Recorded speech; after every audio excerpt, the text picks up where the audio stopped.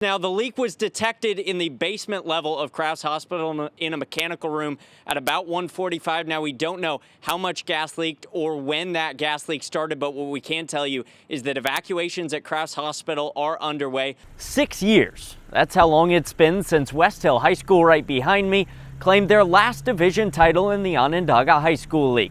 They have a chance to climb the mountaintop once more tonight, but they've got to do it against the defending champions in the Liberty One division, Bishop Ludden Grimes. It's tradition for Syracuse basketball fans in the Dome to stand and clap until the first basket's made. Today in the Dome, though, Syracuse fans stood for a little longer than usual. In fact, it was an entire quarter longer than usual. By the time Dominique Darius made Syracuse's first basket a minute into the second quarter and Orange fans were allowed to sit, the game was already out of hand. Over! Middle! Union College and the Rensselaer Polytechnic Institute were going at it. Wins it 4-3. The Mayor's Cup is staying in Schenectady. When Union goaltender Monia Wagner made a clutch save, securing the team's win in the Mayor's Cup. But it would be her last save of the season for Union. To find out why, we have to back up just a little bit. 4 weeks earlier, when Wagner was in the middle of practice. And then I think we were doing team lift or activation together.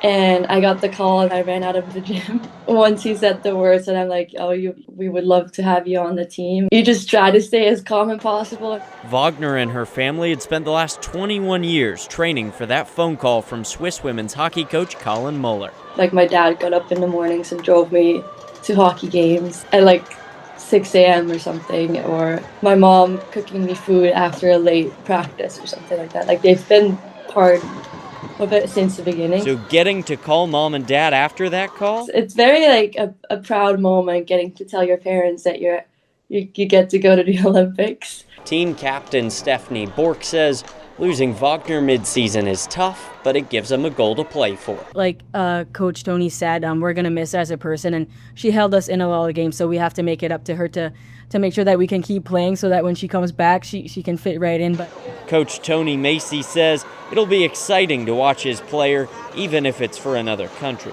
And she's done a really good job for us this year. We're super pumped for her. Like, it's not every day you get to throw on your country's jersey and play for that on this massive stage. Switzerland plays their first group stage game February 6th against Czechia. In Syracuse, Adam Crooks, NCC News.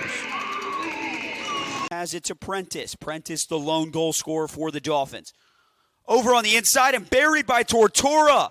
Francesca Tortora's 2026 lacrosse season has been nothing short of spectacular. She nabbed 3 Northeast Conference Player of the Week awards. She leads Lemoyne in points and assists and is second on the team in goal. On the offensive end, she makes it look easy. The path to success was anything but, beginning her freshman year at Stony Brook. My vision started to go. I lost a lot of weight. I had severe headaches. It was to the point that Tortora had to make a critical decision. I redshirted my first year.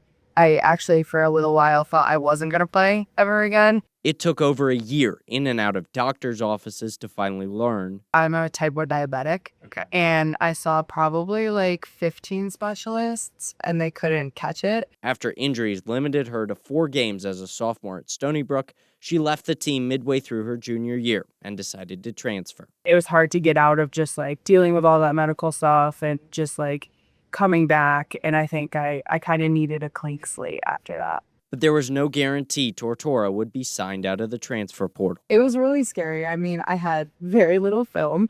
I had 3 years of medical mystery stuff, which that doesn't always seem very pleasing to coaches to see. But I knew that I still love lacrosse, and I knew I wanted to give it my best shot.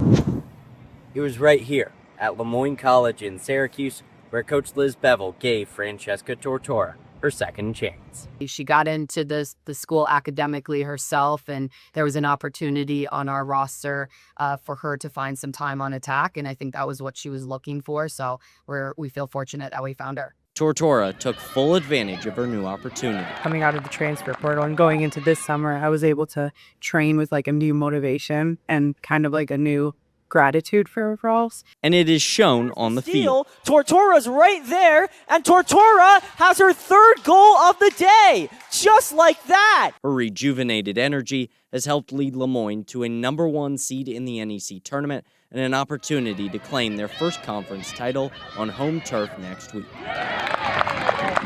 In Syracuse, Adam Crooks, NCC News. As the sun rises on Election Day in Onondaga County, voters in Clay are turning out to the polls to have their voices heard.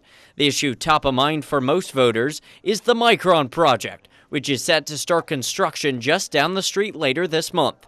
Onondaga Fire Safety Technician Kurt Williams says it's a reason he's at the polls today. Oh, certainly the Micron going on across the road over here, that's a big issue. Retiree Nancy Brame says she voted in today's local election to help keep Micron honest. The fact that we're having Micron here, and I want to make sure that the people are involved in our local government to oversee that and see that hold Micron accountable. The first phase of the $100 billion project is expected to be done in 2028. The whole project is anticipated to take 20 years to complete. Adam Crooks, NCC News.